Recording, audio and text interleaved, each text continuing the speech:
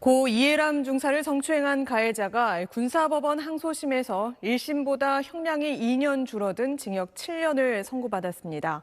이 사망에 대한 책임을 가해자에게만 돌릴 수 없다는 게 감형 이유인데 이 중사의 유족은 크게 반발했습니다. 김관진 기자입니다.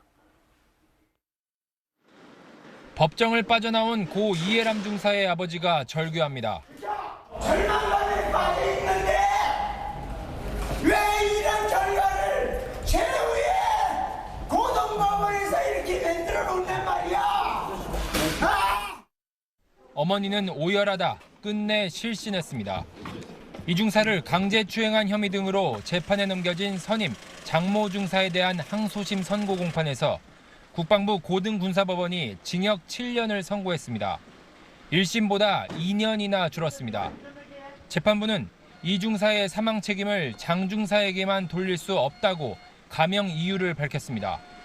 피해자가 군에서 보호받지 못하는 등 정신적 고통을 당한 것이 극단적 선택의 주요 원인으로 보인다는 겁니다. 장 중사가 이 중사에게 사과한다며 보낸 자살 암시 문자 메시지가 보복 협박이었는지에 대해서 2심 재판부도 1심과 마찬가지로 가해 의사를 인정할 수 없다며 무죄로 판단했습니다. 군사 재판에 의해서 우리 아들과 딸들이 이렇게 죽어가고 이렇게 죽어가도 결국은 이 가해자들을 위한 판결이 나올 수밖에 없다는 것을 어느 한쪽이 상고하면 대법원 재판이 이뤄지지만 형량을 다시 정하지는 않습니다. 고등군사법원은 다음 달 폐지됩니다.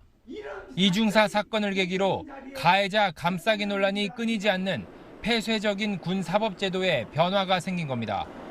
7월부터는 군내 성폭력 범죄와 사망 사건은 1심부터 민간법원이 재판하고 나머지 사건들도 2심은 서울고등법원에서 재판합니다. SBS 김관진입니다.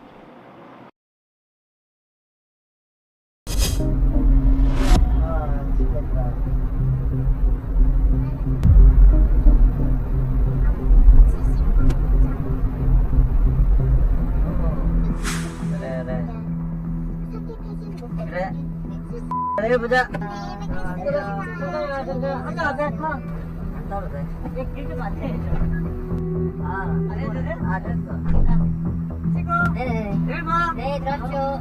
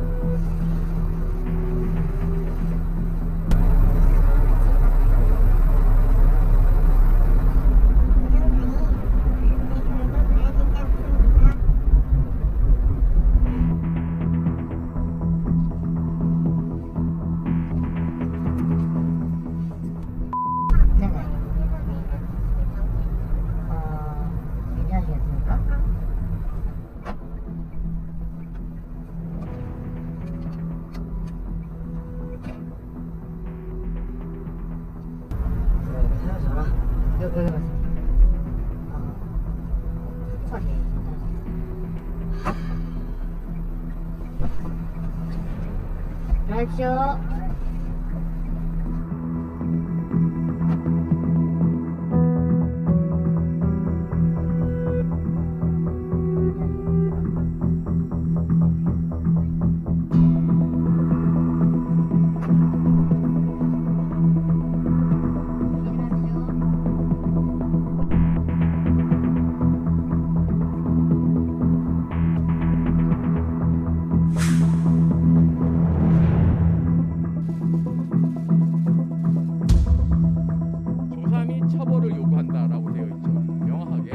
문건과 정황을 모두 확보하고도 수사에 착수하지 않았던 국방부 검찰단장,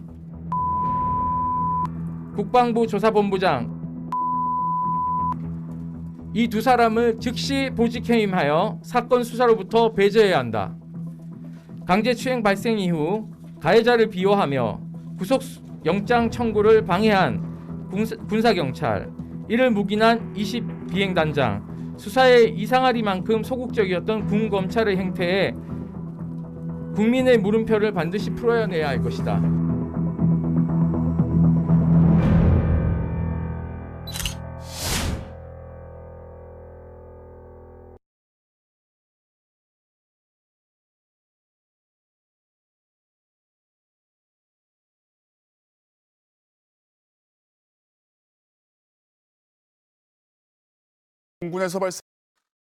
공군에서 발생한 성폭력 이후 조직적인 회유, 은폐, 방치, 그러다 끝내 군을 그토록 자랑스러워하던 피해자가 스스로 삶을 정리하게 만든 사건. 성폭력 가해자에 이어 살다 보면 겪는 일이라면서 이 사건을 덮으려 한 혐의로 상급자 2명이 그제 구속됐습니다. 이제 성폭력 피해자를 도우라고 존재하는 군내 조직이 아무런 도움 없이 방치해둔 책임도 물어야 합니다. 이중사의 유족은 군의 방치 때문에 이중사가 얼마나 힘들어했는지 알리고 싶다면서 그 고통을 호소하던 이중사의 생전 육성을 공개해달라고 요청해 왔습니다. 군 검찰의 조사를 앞두고 불안해하던 상황, 이중사의 목소리로 직접 확인해 보겠습니다. 먼저 신재용 기자입니다. 지난달 7일 이중사와 이중사 아버지의 휴대전화 통화 내용입니다. 공군 검찰의 피해자 조사를 2주 앞둔 시점. 군 법무관인 국선 변호사가 전화번호조차 친절하게 알려주지 않아 답답하다고 말합니다. 전화번호를 군내 전화번호로 가르쳐줘가지고 자꾸 내가 영희 전화번호로 다시 찾아야 되잖아.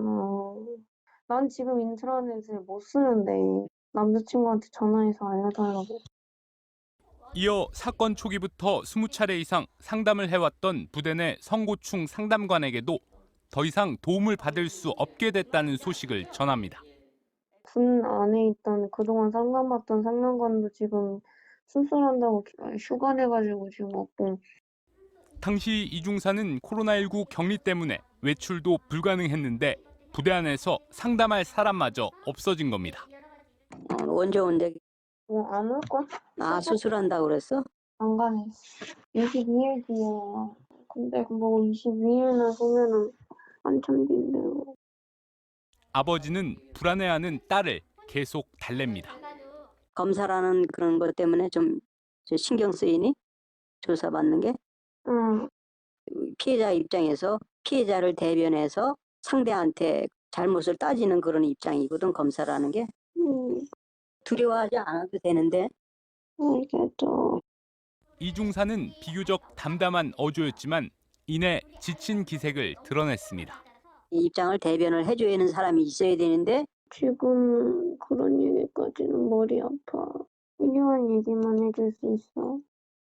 이중사는 이 통화를 마친 뒤 2주 뒤에 스스로 세상을 등졌습니다. 딸이 힘들어할까 봐 자주 전화를 걸지도 못했다는 아버지는 진상 규명을 위해 세상에 딸의 목소리를 들려달라고 당부했습니다. MBC 뉴스 신재용입니다. 현역 군 대위가 북한 공작원에게 포섭돼 간첩 행위를 한 초유의 사건이 벌어졌습니다. 비트코인을 대가로 군사 기밀을 넘긴 사실이 확인됐는데요. 북한 공작원이 노린 건 용산 한국군 지휘 통제 체계였습니다. 김은지 기자입니다. 가상화폐 거래소를 운영하는 30대 A씨는 6년 전 가상화폐 커뮤니티를 통해 북한 공작원을 알게 됐습니다. 그러던 지난 1월 A씨는 공작원의 지령을 받고 현역 장교인 B대위에게 손목시계형 몰래카메라를 구입해 택배로 보냈습니다. B대위는 지난 2020년 3월 대학 동기로부터 북한 공작원을 소개받아 이미 포섭됐던 인물.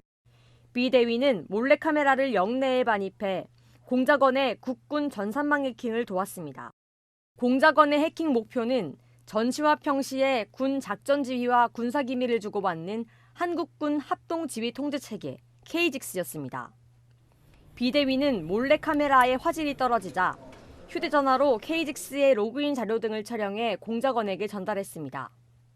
지난해 11월에도 국방방 육군 홈페이지 화면과 육군 보안 수칙 등 군사 기밀과 군사 자료를 공작원에게 수차례 전송했습니다.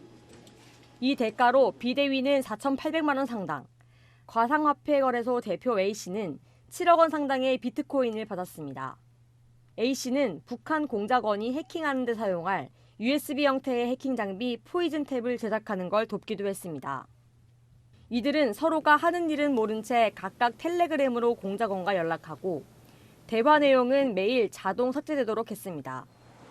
경찰과 군사안보지원사령부가 해킹 장비가 완성되기 전 A씨와 비대위를 나란히 검거해 해킹은 막았습니다. 현역 장교가 간첩 행위를 하다 붙잡힌 건 군 사상 처음 있는 일입니다. 텔레그램으로 지령을 주고받은 북한 공작원은 추적하지 못했습니다. 채널A 뉴스 김은지입니다. 자, 그런데 김태효 국가안보실 1차장이 대통령실로 들어오기 전 반드시 거치도록 되어 있는 국정원 신원조사를 건너뛴 것으로 드러나 또 논란이 일고 있습니다. 대통령실은 인수위 때 이미 검증을 받았기 때문이라고 해명합니다만 분명히 그것과 이건 다른 것이죠. 게다가 김 차장은 과거 이명박 청와대에서 퇴직할 때 군사기밀 문서를 유출한 혐의로 현재 대법원에서 재판을 앞두고 있기도 합니다. 김보건 기자가 보도하겠습니다. 국가안전보장회의 사무처장을 겸하는 국가안보실 1차장은 군과 정보기관이 생산한 최고 기밀을 다루는 자리입니다. 신원조사를 국정원이 요청받았거나 혹시 수행한 사실이 있습니까? 저는 그런 것에 대해서는 보고를 받지 못했습니다. 국정원은 오늘 김태효 1차장에 대해 안보실에서 요청이 없어 신원 조사를 실시하지 않았다고 밝혔습니다. 대통령령인 보안 업무 규정에는 안보 관련 국가기밀을 취급하는 공무원에 대해선 국정원에 신원 조사를 요청해야 한다고 명시돼 있습니다. 야당은 윤석열 대통령이 보안 업무 규정을 위반했다고 주장했습니다. 김 차장이 군사기밀 유출로 1심에서 유죄를 선고받은 것도 논란을 키우고 있습니다. 김 차장은 이명박 정부 청와대 대외전략기획관을 퇴직하면서 국정원과 합참이 만든 기밀 문건을 유출한 혐의로 1심에서 벌금 1,000만 원 유죄 판결을 받았습니다. 선고 유예를 내린 2심 재판부도 국가안보에 미친 악영향이 상당하다고 혐의를 인정했습니다. 아직 대법원 판단은 남아 있습니다. 대통령실 관계자는 국정원 신원조회 과정이 없었다면서도 인수위 때 동일한 검증을 받은 것으로 볼 수 있다고 해명했습니다. TV조선 김보건입니다. 그런가 하면 또 우리 군의 각종 군사기술을 개발하는 국방과학연구소에서 퇴직자들이 기술 자료를 들고 나갔다는 의혹 저희가 단독 보도를 해드렸었는데 갈수록 수사 대상자가 늘고 있습니다. 지금 경찰이 수사하는 게 23명인데 연구원이 자체 조사를 해보니까 추가로 46명한테 더 문제가 포착이 됐습니다. 그러니까 합쳐서 거의 70명까지 늘어날 수 있는 겁니다. 김학휘 기자의 단독 보도입니다. 많게는 한 사람이 몇십만 건까지 퇴직하면서 이 기술들을 허가 없이 빼내간 혐의가 포착이 됐습니다. 20명이 넘는 퇴직자가 기밀 유출 혐의를 받고 있다는 SBS 보도 이후 국방과학연구소 ADD는 지난 2016년 1월 이후부터 약 4년간 퇴직자 1,079명 전원을 상대로 자체 조사를 벌였습니다. 조사 결과 이미 경찰 수사를 받고 있는 23명과 별도로 기밀 유출 의심이 되는 퇴직자 46명을 추가로 찾아냈습니다. 퇴직 전에 대량의 자료를 휴대용 저장 매체로 전송한 게 확인됐는데도 조사를 피하거나 혐의점이 있는 퇴직자들입니다. ADD 관계자는 특히 26명은 범죄 혐의가 상당하다며 한 퇴직자는 3만에서 4만 건에 이르는 기밀을 유출한 걸로 보인다고 했습니다. 국방과학연구소는 이르면 내일 이들 46명에 대해 경찰에 수사 의뢰할 예정입니다. ADD는 또 이번에 현직 근무자에 대해서도 함께 조사를 진행했는데 허가 없이 노트북을 연구소 밖으로 들고 나가서 사용하거나 사업 관련 자료를 무단 복사하는 등 보안 규정을 위반한 재직자 123명을 적발했습니다. 국방과학연구소는 자료 유출 위험성이 있다고 판단되는 28명에 대해선 징계하고 나머지 95명은 경고 조치하기로 했습니다. SBS 김학휘입니다.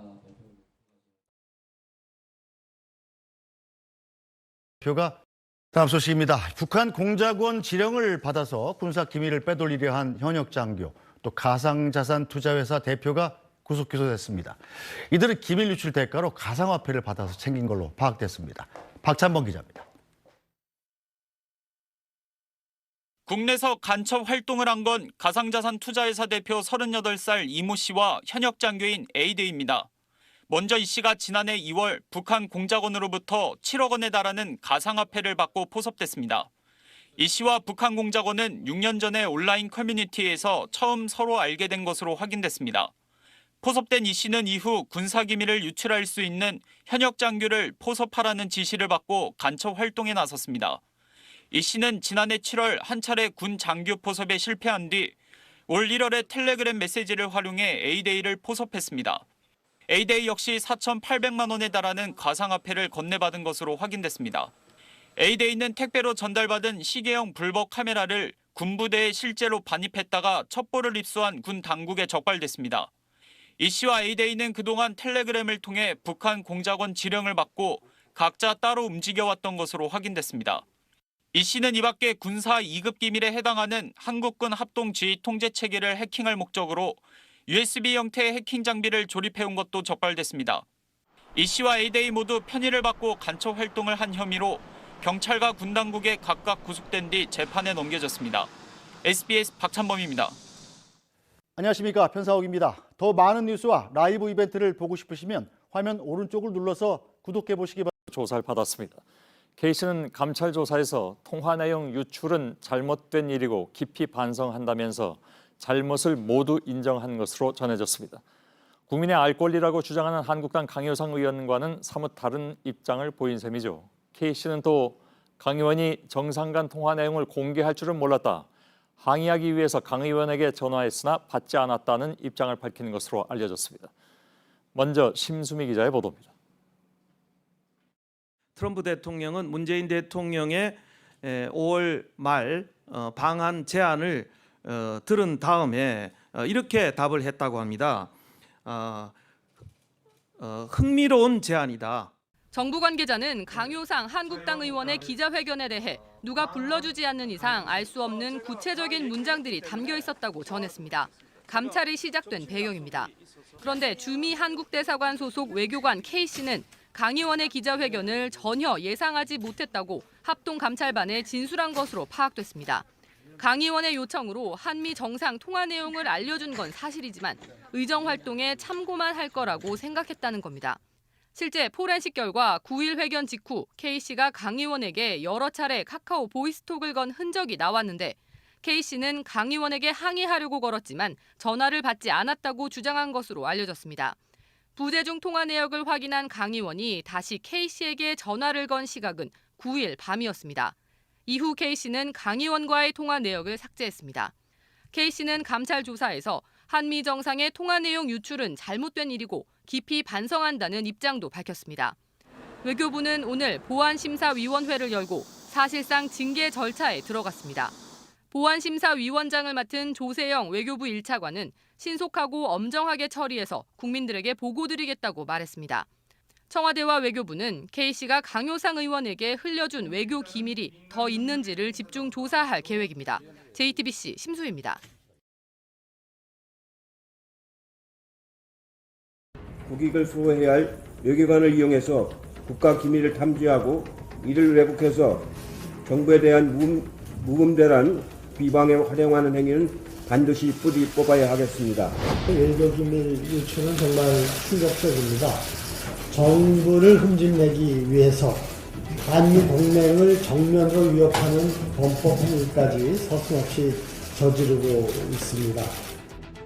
네, 민주당이 오늘 외교안보통일 자문회의를 열었습니다. 외교안보통일 자문회의는 민주당 직속 기구로 통상 외교안보 관련 현안을 논의하기 위해서 열어왔는데 이번 회의는 긴급회의였습니다. 강효상 의원의 한미 정상 통화 내용 유출 논란과 관련한 대응책 등을 논의하기 위한 자리였습니다. 자, 앞서 이해찬 대표 등의 발언에서 들으셨듯이 민주당은 이번 사안을 국기문란으로 규정하고 그대로 넘기지 않겠다는 입장입니다. 회의에 참석한 조세영 외교부 1차관은 이 자리에서 외교부의 조사 상황 등을 자세히 보고했습니다. 국민의 국가 외교에 대한 신뢰를 허물어뜨리기도 했고, 그리고 또 한미 관계 공조, 그다음 정상 외교에 있어서도 균열을 일으킬 수 있는 아주 심각한 사안이다. 외교를 주 업무로 담당하고 있는 직업 공무원으로서 그 비유의 정도는 가볍지 않다라고 판단해서 중징계 결정을 냈다고 합니다. 네, 이와 별도로 외교부는 오늘 향후 조치 계획 등에 대한 중간 결과 발표를 했습니다. 정리해보면요. 우선 이 보안심사위원회를 열어서 이번 사안과 관련된 직원 3명에 대해 중징계 의결을 요구하기로 했습니다. 강유상 의원에게 직접 관련 내용을 전한 해당 외교관 K씨와 또 관리 업무를 소홀히 한 직원 1명은 외무공무원 징계위원회에 회부하고 또 다른 관련 직원 1명은 고위공무원이기 때문에 중앙징계위원회에 회부해서 징계 수준을 정할 예정입니다. 자, 그리고 외교부는요, 이 기밀 유출 해당 외교관과 강유상 의원에 대해서는 형사고발 조치도 하겠다고 밝혔습니다. 근본 사안의 중대성을 감안, 특히 외교 기밀을 유출한 직원에 대해서는 조사 및 보안심사위원회 심의 결과를 토대로 관련 법령에 따라 형사고발키로 결정하였습니다. 또한 이번 외교 기밀 유출과 관련하여 직접적인 원인을 제공하고 외교 기밀을 언론에 공개한 강효상 의원에 대해서도 형사고발 조치 예정입니다. 자, 이런 와중에 또 강효상 의원에게 기밀 유출을 한 당사자인 K 참사관 변호인을 통해서 입장문을 내놨습니다. 내용을 짧게 요약하면 갑자기 강효상 의원에게 연락이 와서 5월 한미정상회담 성사에 부정적인 언급을 하길래 그렇지 않다고 설명을 해줬다. 자, 그랬던 이 강 의원이 분위기 파악에 참고만 할 테니 한미정상 통화 결과 방향을 알 수 있는 내용을 알려달라고 거듭 요청했다. 그 과정에서 일부 직접적인 내용을 실수로 알려주게 됐다는 겁니다. 강효상 의원이 자신만 참고하겠다는 취지로 계속 말했습니다. 예정된 업무 일정을 앞두고 시간에 쫓겨 급하게 설명하다가 실수로 일부 표현을 알려주게 되었습니다. 기자회견을 계획하고 있었다는 것은 알지 못했고 이를 정쟁의 도구로 악용할 것이라고 전혀 예상하지 못했으며 더욱이 굴욕 외교로 포장되리라고는 상상도 하지 못했습니다. 네, 물론 조사를 받고 있는 당사자의 해명이기 때문에 강효상 의원 측 입장도 들어봐야겠죠. 자, 그런데 만약 이 내용이 사실이라면 걸리는 대목이 여럿 있습니다. 나만 알고 있겠다, 분위기 파악에 참고만 하겠다고 해서 들은 내용을 기자회견 형식으로 알렸다는 건 자, 법적 책임 소재는 추후에 가려지더라도 여러모로 좀 씁쓸한 건 좀 분명합니다. 자, 그런데 강효상 의원 추가 입장 내놨습니다. 한마디로 왜곡된 한미 외교의 실상을 알린 국회의원의 의정 활동을 기밀 유출로 몰고 가는 건 가당치 않다, 이런 내용입니다. 자, 그런데 이 입장문 약간 이해가 안 가는 대목이 있습니다. 입장문 말미에 보면 강효상 의원은 일본에 오는 미국 대통령에게 한국도 방문해달라는 것이 상식이지 이게 기밀이냐, 이렇게 말했습니다. 그렇습니다. 강효상 의원 말대로 상식일 수 있죠. 자, 이전 정부도 그랬던 것으로 추정되는 사례가 있습니다. 자, 그런데 한국당에선 강효상 의원을 이런 논리로 옹호하고 있죠. 트럼프 대통령에게도 한 번만 와달라. 정말 9월 남북 정상회담에 이어서 9월 방안 아니었나 하는 모습입니다. 우리가 밝혀낸 내용들 보면 결국 그리고 폭로된 내용들을 보면 이 정권의 굴욕 외교와 국민 선동의 실체를 일깨워준 공익 제보 성격이 강하지 않나, 이렇게 봅니다. 자, 이 강효상 의원을 옹호하는 한국당 의원들은 우리나라 대통령이 미국 대통령에게 방안을 요청한 것을 굴욕 외교라고 하고 있고, 정작 강효상 의원은 방안 요청을 상식적인 일이라고 하고, 자, 누구 말이 진짜 한국당 입장인 건지 잘 모르겠습니다. 자, 그리고 이건 중요한 부분은 아닙니다만 강효상 의원은 해당 외교관을 두고 친한 고등학교 후배라고 표현을 했는데요. 정작 해당 외교관은 아까 말씀드린 그 입장문을 통해서 이렇게 말했습니다. 대학 졸업 이후 30년 넘게 강효상 의원과 특별히 연락을 주고받은 일이 없습니다. 2019년 2월경 국회 대표단 방미 시 미 의회 업무 담당자로 자연스럽게 강효상 의원을 만난 것을 계기로 그 이후 워싱턴에서 방미차 왔을 때 식사를 한 번 했고 몇 번 통화를 했을 뿐입니다. 그러니까 확실치는 않지만 그렇게 친한 사이는 아니었다는 점을 강조하는 느낌입니다. 물론 친밀도는 사람마다 다르게 느낄 수 있으니까요. 자, 그리고 전직 고위 외교관들 지금 잇따라 강효상 의원 비판하고 나섰죠. 관련된 추가 소식은 들어가서 더 이야기해 보겠습니다. 오늘 발제는 이렇게 정리하겠습니다. 외교부 해당 외교관 강효상 의원 형사 고발 조치 키로. 네, 지난주 포항시청 공무원이 민원인이 뿌린 정체불명의 액체를 뒤집어쓰고 눈에 화상을 입은 사건이 있었습니다. 이렇게 민원 응대 공무원들에 대한 폭언과 폭행이 증가하면서 녹음기와 카메라를 달고 일하는 공무원들도 있습니다. 장하연 기자입니다. 들것에 실려 병원으로 옮겨지는 포항시청 공무원. 60대 민원인이 뿌린 정체불명의 액체를 뒤집어쓰고 눈에 화상을 입었습니다. 시청의 택시 감차에 대한 불만이 발단이었습니다. 양주시에 있는 주민센터는 지난 4월부터 민원 담당 직원에게 녹음기가 내장된 신분증 목걸이를 시범 지급했습니다. 악성 민원인의 폭언이나 욕설을 녹음하기 위한 겁니다.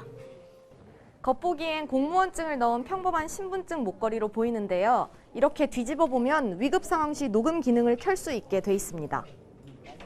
한 번 사용을 했었는데 미리 이제 고지를 하고 사용하니까 조금 그렇게 문제가 커지지 않고 또 마무리된 것 같아요. 안정감을 더 느끼는 것 같아요. 민원 담당 공무원에게 목에 거는 촬영 장비를 지급한 곳도 있습니다. 앞뒤에 3개의 카메라가 달려 전 후방을 모두 촬영할 수 있습니다.